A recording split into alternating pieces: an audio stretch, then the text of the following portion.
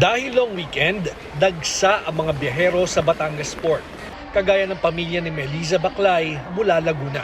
Sasamantalahin na raw nila ang pagkakataon na makapagbakasyon sa Puerto Galera. Ang mga bata wala pa namang pasok, so inano namin makapag-break ang family.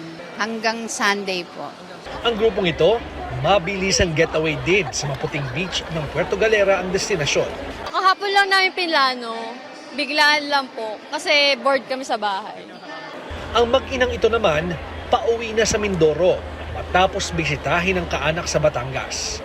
Namili rin daw sila ng school supplies bilang paghahanda sa pagbubukas ng klase sa susunod na linggo. Okay lang naman po. Kahit naman po magmahal, kailangan po pagpasok. Ayon sa Philippine Coast Guard, malaki ang itinaas ng bilang ng mga pasahero sa Batangas Port simula August 22.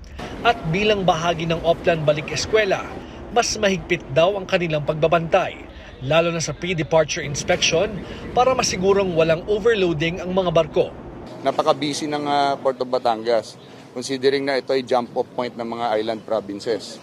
So kailangan dito talaga ma-practice mo yung due diligence na tinatawag, no? Sa pagpapaigting seguridad at kaligtasan ng mga biyahero. When our boarding team goes around, tinitignan nila yung number, capacity ng barko. Katulad kanina, tinanong natin yung kapasidad ng barko na ma-accommodate niya versus dun sa manifesto and the actual.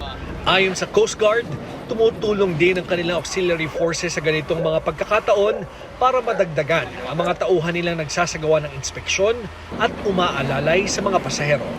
Mula Batangas City, George Cahiles, CNN Philippines.